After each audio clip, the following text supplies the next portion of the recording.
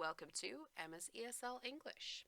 Today we're going to look at some vocabulary that I heard on a radio show. There's an app in the UK. We have the BBC, which is our free radio but not free TV. And Radio 1 is kind of the cool station. And there is a program called Radio 1's Chillest show, which is kind of relaxing music. I was listening to that this morning, and 1 hour and 30 minutes in, the presenter, Sian Eleri, started to explain what was happening next. And I realized that if a lot of radio shows were using similar language, it would be a bit of a challenge. There was a lot of what I think is quite interesting vocabulary. So what I've done is taken almost everything from not even 5 minutes of this show. If you guys want to go listen to it, I will put the link below in the podcast, but also on the website. The show is chilled out music for 2 hours, so there's not a lot of speaking in it. It's not like a talk show. If you want to listen to her say this, you can go to the link that I'll put. Hopefully you'll be able to get it in your country.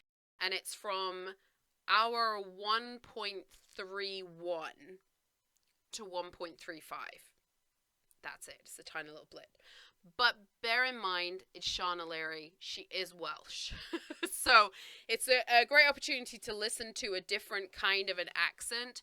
But don't be horrified if you don't understand anything, because even for native speakers, the Welsh accent is a tricky one. Even though it's a Welsh accent, actually the vocabulary she used is very much the rest of the UK anyway. So that's why we're looking at that.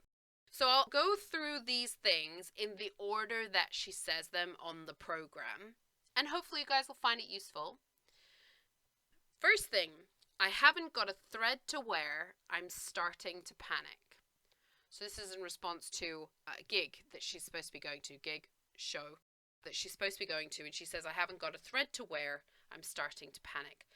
The first part is an idiom, I haven't got a thread to wear. The clothes that you're wearing are made up of threads, T-H-R-E-A-D, millions and millions of them. And so when we say I haven't got a thread to wear, it means I haven't got anything to wear. I'm not satisfied with anything in my wardrobe. These days, most people will have something in their wardrobe. They just want something new. I haven't got a thread to wear means you don't have anything to put on for this occasion. Usually, we use this one for a specific occasion. We're not talking about everyday occasions, but like she's going to a gig, maybe if you were going to a wedding, somebody's birthday party, the office Christmas party. So some kind of a special occasion, and the rest of the things in your wardrobe are not good enough. Then you might say, I haven't got a thread to wear. And the second part, I'm starting to panic, we could say is an exaggeration. Obviously, she's not going to really panic about not having enough of the right outfit. But I'm starting to panic, we use quite often. If you listen, you'll hear her. She's kind of joking when she says it. And it just means, I'm a little worried about this. I think I should do something about it.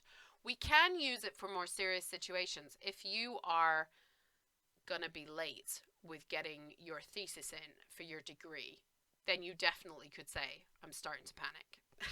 It works. Next one. Finishing on some banjo action from Dora Jar. Okay. To a panic. Banjo, musical instrument. Dora Jar is a person who sings. Finishing on, it's the last thing that they're going to do, actually what they were listening to. The bit I wanted to focus on was the action. Finishing on some banjo action. It's quite common these days for us to use the word action tied with a noun to mean play something that we've heard or something that we've seen.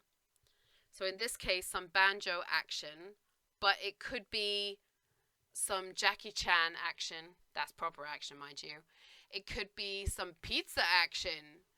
It could be some party action.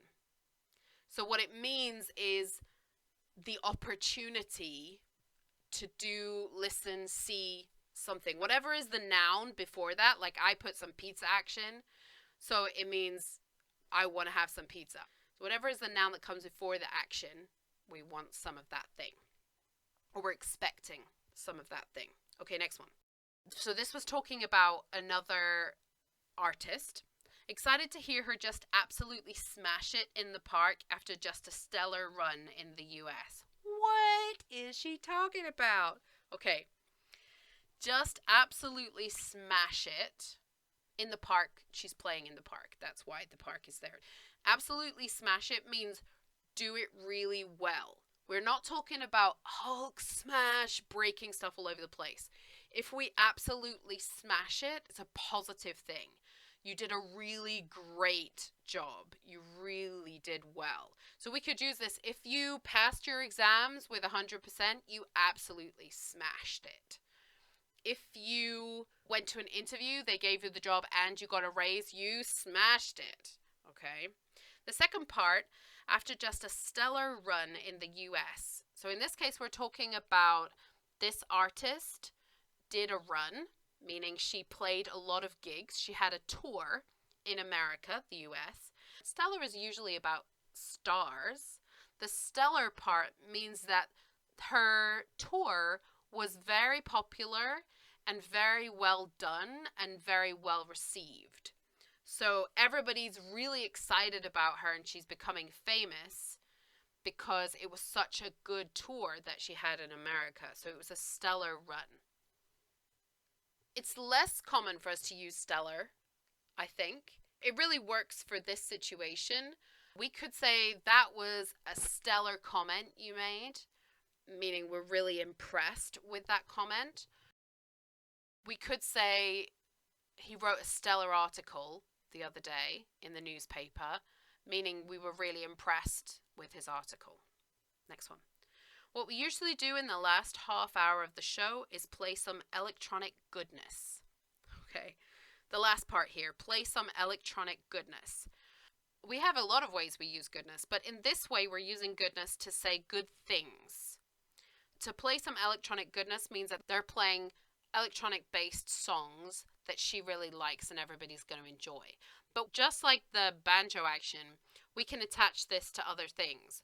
We can say, ooh, I'm looking forward to some pizza goodness tonight. Why do I always talk about pizza? Don't know. I like pizza. Maybe that's why. Usually it's something we're looking forward to or we're excited about. If we follow the rules grammatically, this word does not work at all. I would say we're using it in a slang style. That's really why I wanted to run through this with you, because this is not grammatically correct language, but it is native speaker language. So I wanted to do it because of that. This will be well up your street. Oh, you squashed two things together. How annoying. Up your street is an idiom. It means something that you really like, something that you really enjoy. Well up is kind of emphasizing that. This will be well up your street. It means really up your street. This will be something you're really going to enjoy. I would say this is much more South England and possibly even as close as Southwest England. I used to hear this a lot when I lived in Bristol. That was well awesome, man. Meaning that was really awesome. Grammatically, this is absolutely wrong. But, I don't know, it's evolved into a thing. Next one. He's a self-proclaimed professional goofball. Okay, two things there vocabulary-wise. Self-proclaimed means that we have said it ourselves and we are telling everybody ourselves about how great we are with something. So I could say, I'm a self-proclaimed Korean drama addict, meaning that I personally have told you that I am addicted to Korean dramas. Not just Korean dramas. I watch a lot of Chinese, Thai, Japanese. Anyway, second one, goofball. Goofball means someone who's a bit silly, quite happy being silly and a bit stupid sometimes, and generally someone who likes to make people laugh. Last one. This is exactly what I need to start my work week. It gets me in the right frame of mind. Okay, so work week, meaning Monday to Friday. And the right frame of mind is our idiom. Frame of mind is usually for something. Before I cook dinner, I need to be in the right frame of mind. Before I watch a documentary, I need to be in the right frame of mind. So you need to either prepare yourself for something, or like in this case, we're using something, a tool, to put us into the right frame of mind. We're using the tool of listening to the radio to put us into that positive frame of mind so that we feel ready for work. Okay, well done. That's it. Relax. It's over. Let me know, what are you listening to in English? Tell me if there's anything similar to this that you'd like me to review. I'm very happy to go off and listen to whatever you're listening to, and we can look at the grammar and everything in the podcast. That's totally cool. We look at the grammar, we can look at the vocabulary, we can look at the accents, whatever you like. So let me know what you're listening to. It'd be cool to know what else is out there. Thank you for tuning in. I look forward to hearing from you. You can get in touch with me at emmaseslenglish@gmail.com, or you can head to the website www.emmaseslenglish.com, where you can find all of this vocabulary from today's podcast written down. And I will also put in there the link to the show and the time that you can find this little piece that we're talking about today. See you next time. Bye.